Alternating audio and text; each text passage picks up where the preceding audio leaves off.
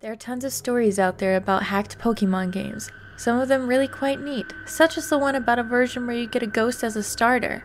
Some are ridiculous, silly stories about individuals dying after playing a game, or the game talking to them. God, don't know how these writers know less is more when it comes to these stories? Oh well, I digress. I grew interested in these hacked games that are apparently in any thrift store, on eBay, or handed out by homeless people to random passerbys. I didn't have the pleasure of meeting these creepy people. I merely found this particular cartridge in the trash bin when the garbage truck backed into my neighbor's dumpster. I noticed the game and asked the trash man if I could take it, and he didn't seem to mind. It was thrown away after all. I of course checked with my neighbors to confirm if they actually didn't want it, though they seemed perplexed, as if they'd never seen it in their life. Their son made a grab for it, a little boy who saw the Charizard on the cover crying out, "Pokemon, I want mommy!" But his mother told him no, seeing as I found it. He didn't have a Game Boy anyways, he just liked Pokemon. Thinking nothing more, I simply went home, looking at the cartridge's sticker on the way. Just a plain old red version, the sticker torn slightly across the Charizard's neck, but that was expected with such an old game. I had blue version as a kid, so I was a bit eager to see the, albeit minimal, differences red version had. I was rather disappointed by what I saw when the title screen showed up. Pokemon Strangled Red version. Well, damn it, it was a hack. Hacks were neat and all, but they had zero monetary value. The originals were quite valuable by now, and I wanted to play Red anyway, not this crap. Oh well, it was free, might as well try it. The name was odd, however. Strangled Red? That made no sense. Not even in a morbid description of someone being asphyxiated, as people turn blue when choking, not red. Who knows, maybe there was a pair of these hacks and I just got the red one. The more I thought about this though, the more interested I became. My initial disappointment turned into curiosity. I wanted to know what the creator had made, and I was going to note everything I saw. The first oddity I noticed was the start screen had a Charizard next to the trainer instead of a Charmander. Also, the Pokemon never cycled through like the original versions did, it just stayed Charizard, even after 5 minutes of waiting. Shrugging, I hit start, noticing there was no Charizard cry as I did like there was supposed to be. I saw there was a continue option, so I figured I'd do what everyone did with used games and see what the previous owner had done. No. I blinked in surprise. No? What do you mean, no? The game wouldn't let me continue no matter what, though on the 4th attempt, I heard the Charizard cry, quiet and barely audible, but there. Shrugging it off, I decided just to hit new game like I would have done after checking the old file anyway. The screen cut to black for a while. No Professor Oak, no starting theme, just nothing at all. Eventually the screen came back, showing a bedroom, 2 beds, 2 TVs, and a computer in the corner. My trainer sprite was the usual one, consistent with the original red version. I was curious as to why it didn't ask my name, though that was answered as I opened the pause menu, noticing my trainer was named Steven. No, this isn't my real name, or some stupid crap like that. This game isn't self-aware or haunted, at least not that I know of. It just had a name chosen already. Curious, I saw he had the starter amount of money, no badges. He didn't look like Red though. His hair was longer, almost reaching halfway down his back. Red's usual smile replaced with a confident smirk. Honestly, I found this sprite much cooler than Red. Next, I checked out his Pokemon. A single Charmander, level 5, named Mickey. Nothing was odd about it, or should I say her, with the name and all. She had beginning Charmander stats, only knew Scratch and Tail Whip, basic stuff. The game seemed relatively normal. Returning to the game, I walked about the room, noticing Steven's long hair was present on the back of my trainer sprite when my back turned to the camera. I didn't recognize the house, but I descended the stairs to see more. Downstairs was another trainer named Mike, who spoke to me the instant I came down. "Ready yet?" My character replied with, "Yeah." I assumed Mike was my rival, pre-decided for me, a replacement of Blue most likely, though I thought back to the bedroom having 2 beds, realizing they weren't just rivals, they were brothers. They talked back and forth, basic Pokemon dialogue, become a Pokemaster, catch 'em all, stuff like that, before having a little argument over which is better, Charmander or Squirtle, which of course led to the introduction battle like the one versus Blue in the lab. Simple enough, scratch, tackle, till I won purely for having the first turn. I took note of how much better Steven's sprite looked in combat than Red's. A different pose, his hair looking like it was blowing in the wind, a brief minor upgrade but still much nicer. I left the house after more banter with my brother, stepping out to the Pallet Town theme.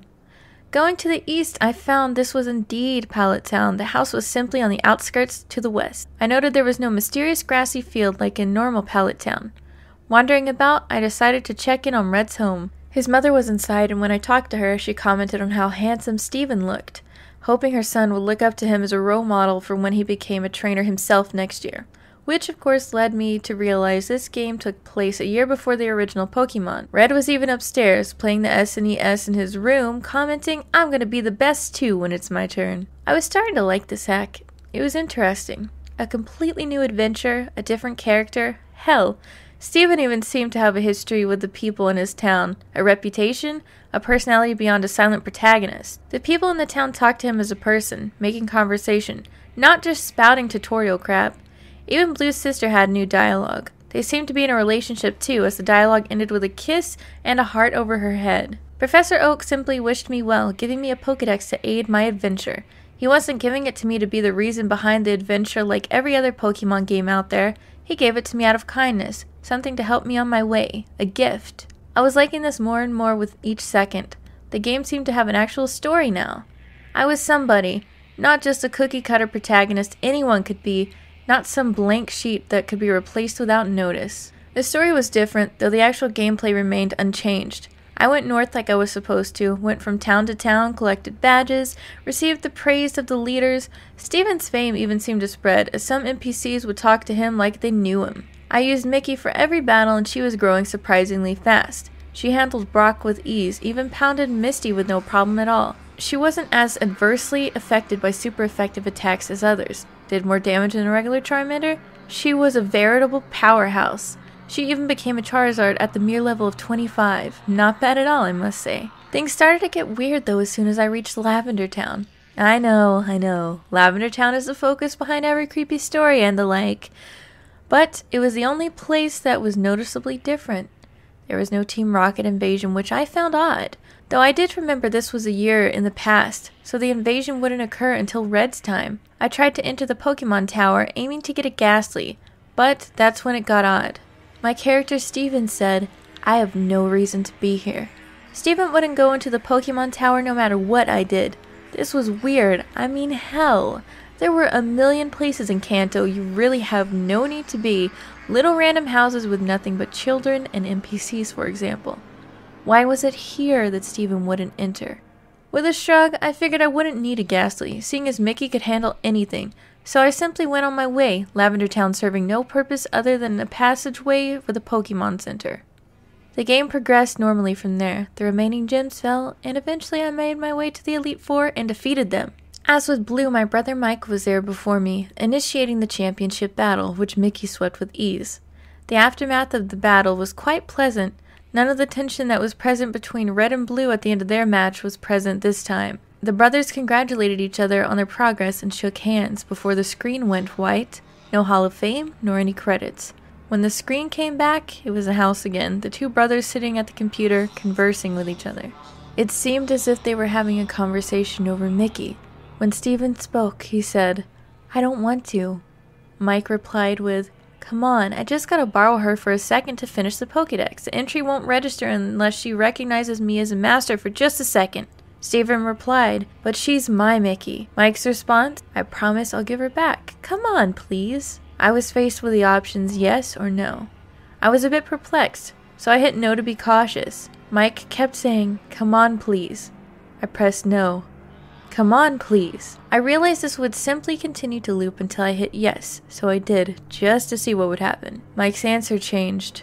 "Alright, this will just take a second. Then we'll both be Pokemasters." My character replied with a bunch of dots. The screen changed to the animation shown when two people trade Pokemon, which I found a bit weird seeing as I was solo, but whatever. This was apparently supposed to happen. Mickey went first. I watched lazily as she began to travel down the trading tube. That made me jump. The sudden noise resonated in my silent bedroom, loud due to the volume being way up. Looking at my screen, I noticed the game had seemed to freeze. Mickey still in mid-trade, but the game wasn't doing anything. With a sigh, I turned off my game, wondering when my last save was. When the game turned back on, I stared for a moment at the start screen. There was no Charizard next to the trainer. Upon pressing start, I saw the new game option was absent, leaving only continue. This was strange, to say the least, so I selected it. The game starting without even showing my stats as usual. My jaw dropped at what I was greeted with. The screen said, 1 year later. The Lavender Town theme came first, playing its normal way, the screen slowly fading in from blackness. Steven was in the Pokemon Tower, which made the music even stranger, seeing as the tower had its own theme. He was standing in front of a tombstone, not doing anything. Wondering what was going on, I pressed A. A dialogue from Steven pops up with just 3 dots. Confused, I tried walking, realizing I was indeed in control at the moment. I brought up the pause menu and checked my party. Mickey was gone. Not just Mickey, all Pokemon. He had nothing. The Pokedex was absent from the menu. His bag was empty. Honestly concerned now, I checked his trainer card. He had no money. He had no badges. His playtime was 8,795 hours, which was impossible as I had only 30 logged in before. But that wasn't the strangest part. His picture, the picture of the handsome, confident young trainer, was different. His eyes were blank. His face turned slightly down. That smirk was gone, replaced by a lack of any expression at all. That long hair of his, before in a perfect perm, was now messy and unkempt. I couldn't look at him anymore. Closing the menu, I went out of the tower. But with every step I took away from the tombstone, the screen flickered like it did when a Pokemon was poisoned. Gulping, I brought up the trainer card again. His picture was getting worse. Every step I took, he hung his head more and more. His shoulders slumped. He bent over. By the time I had exited the tower, he was on his knees, hands to his face, hair draped across him. I had guessed already what was going on, but this clinched it. I began to put some things together in my mind. I'd always wondered why there was no champion in the original games besides your rival. Why is it you, the protagonist, had to beat your rival when he just waltzed in, no previous champion to challenge? Then it struck me. The answer was right there. The previous champion gave up. His precious Mickey was apparently dead, and with her, so died part of him. His Pokedex, the other Pokemon, his badges, his fame, all of it. He threw it away. In that year, the year that I missed, the year where all of those hours came from, I even did the math. There's 8,765 hours in a year. Add that to my 30 hours before and it matched up. Even so, the game kept going. This should have been an ending, I thought. I mean, what else is there to do? I had no Pokedex, no Pokemon, not anything. What was I supposed to be doing? I talked to everyone in town, but they all said similar things. Are you okay? Still mourning, I see. Everything will be alright. Please, is there anything I can do? Steven never replied to them, and they all simply said the same things over and over. I couldn't put the game down now. This was all so strange. Curious, I headed off into the tall grass and eventually got into a battle with a Rattata. No Pokemon was sent out, just Steven's sprite. I was wondering how I'd battle. The text on the screen said, "Wild Rattata, I left you be." The battle ended without anything happening. This was certainly interesting, and it happened with every Pokemon I encountered. Wild Pidgey ignored you. Wild Ponyta wandered off. The music never changed either. No matter where I went, Lavender Town came from the speakers, following me. Sometimes slowed down slightly, sometimes not. I searched everywhere, every town, talking to everybody, wondering just what the hell I needed to do. My frustration was mixing with the depressing atmosphere of all this, making the experience altogether unnerving and uncomfortable, but I couldn't tear myself away. I was starting to get a bit angry though. Nobody telling me anything besides giving me their condolences and trying to give me items like lemonade or coffee. Each met with Steven replying with, no. I slapped myself for idiocy, suddenly realizing how the likely answer was right in front of me. Pallet Town, of course. When I went there though, which took a long time having to walk, no Pokemon to fly with, no bicycle to ride, and Steven only seemed to move half the regular movement speed, it wasn't much different. I first tried talking to Professor Oak, who said, "These things happen, you were just unlucky." Next, I tried Blue's sister. She said, "Please, don't leave home again." Red's mom wouldn't even talk to me at all. With nowhere else in mind to go, I walked to the west, finding the house from the beginning, which I had never entered since leaving Pallet Town. Inside was Mike, but talking to him was just as useless. All he could say was, "I'm so sorry." I pondered for a moment if this was really the ending. Stephen doomed to nothing but to roam Kanto in misery, haunted by the memories, forced to listen to everyone's concerns about him. As a last-ditch effort to do anything, I went to the bedroom and walked over to the bed. Stephen said, "I'm going to sleep." Then the screen faded to black for a moment, but then slowly faded back in, the world having a black tint to it, Mike's sprite laying in the other bed. I assumed this meant it was right. Stephen's dialogue popped back up. "I'm going to do it." Do what? Again, I had no idea. Tried inspecting everything in the room, nothing happened. As soon as I left the house, another dialogue. "It can bring her back. It can do anything." What the hell is it? Something that could do anything. I couldn't for the life of me figure it out. Wandering about, I tried to leave Pallet Town the usual way. Another dialogue popped up. Not that way. He wouldn't go any further. I tried the homes. His reply? "Screw them." I quirked my eyebrow at that, forgetting for a moment this was not a real Pokemon game. The vulgarity just took me off guard. I continued to look around, but there was nowhere I could go until I accidentally stepped on the ocean and Stephen walked right in. Only the upper half of the sprite was visible, like the swimmers you encounter in the Cerulean Gym. I didn't know he could swim. The missing one. Missing one? I paused for a moment. No, he couldn't possibly mean that. I hadn't tried the MissingNo trick on this hack yet, but it just fit too well. That had to be what he meant. I surfed all the way towards Cinnabar. I began to feel something was off, more so than this already was. Silence. The Lavender Town theme had stopped. There was no noise at all, nor were there any Pokemon. I just kept going, finding Cinnabar and surfing up and down the east coast. Then when behold, wild MissingNo appeared. And of course, Stephen started to speak. Mine. Wild MissingNo was caught. What the hell? Stephen didn't do anything. He just commanded that atrocity of broken data to join him. No, become his possession. And it did.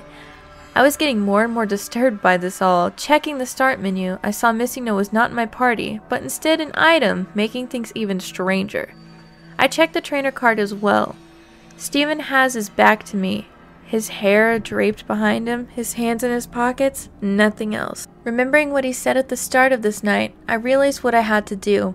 I surfed to land and made my way northeast to, where else? Lavender Town. Along the way, I noticed all the trainers oddly still out at this hour, wouldn't look at Stephen, all of them turning when he passed, even those that were normally static. I tried talking to one of the officers in the guardhouse type buildings. Just go.